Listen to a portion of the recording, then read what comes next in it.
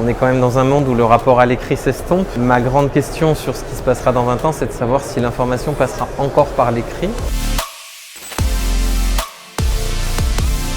Bonjour, je m'appelle Pierre Picher, je suis rédacteur en chef de Génie Climatique et président de l'Association des journalistes de la construction.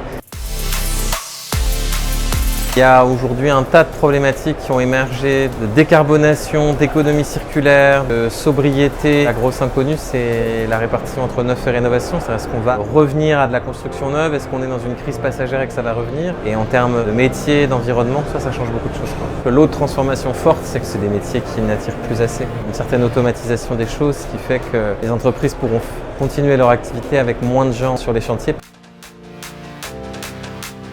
J'ai eu la chance, évidemment, dans le début de ma carrière, d'avoir des gens qui étaient en fin de carrière, donc qui avaient 40 ans de plus que moi, et qui racontaient ce que c'était qu'être journaliste dans les années 70 ou 80, c'est-à-dire sans absolument aucun moyen de communication, à part le téléphone. Les salles d'archives avec des documentalistes qui gardaient des documents, les annuaires, et des heures à faire une recherche qui aujourd'hui prend 5 minutes sur Google.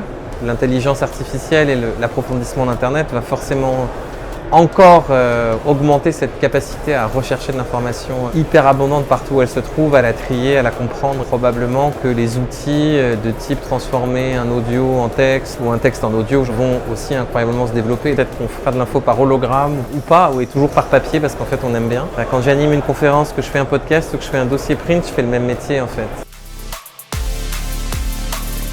Et je pense que c'est la singularité qui va forcément l'emporter dans un monde noyé d'infos et puis peut-être la crédibilité si l'IA se confirme comme un incroyable générateur de fake news ou si finalement vidéo, son et motion design et autres choses de ce style-là auront vraiment pris le dessus. On aura encore un peu plus perdu ce rapport à l'écrit qui subsiste quand même un peu aujourd'hui, même sur Internet.